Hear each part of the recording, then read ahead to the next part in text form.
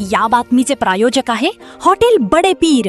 आमचा पत्ता विजापूर वेस व दुसरी शाखा मुस्लिम पाच्छापेठ सोलापूर।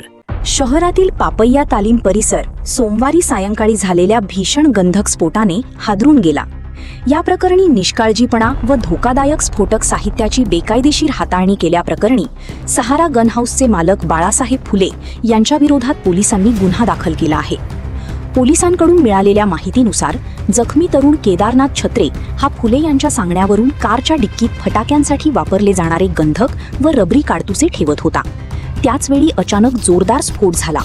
या स्फोटाची तीव्रता एवढी होती की परिसरात एकच खळबळ उडाली। स्फोटामुळे कारचे मोठे नुकसान झाले असून केदारनाथ छत्रे गंभीर जखमी झाला आहे। त्याच्यावर खासगी रुग्णालयात उपचार सुरू असल्याची माहिती आहे। घटनेनंतर पोलिसांनी तातडीने घटनास्थळी धाव घेत परिसर सील केला।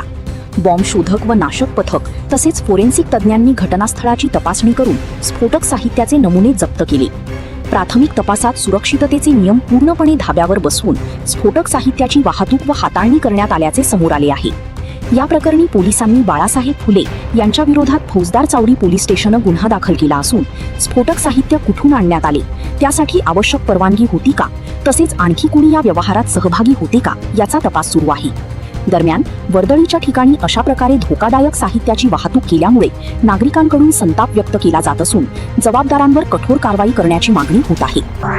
ताज्या घडामोडीसाठी पाहत रहा लोकराज्य न्यूज मराठी।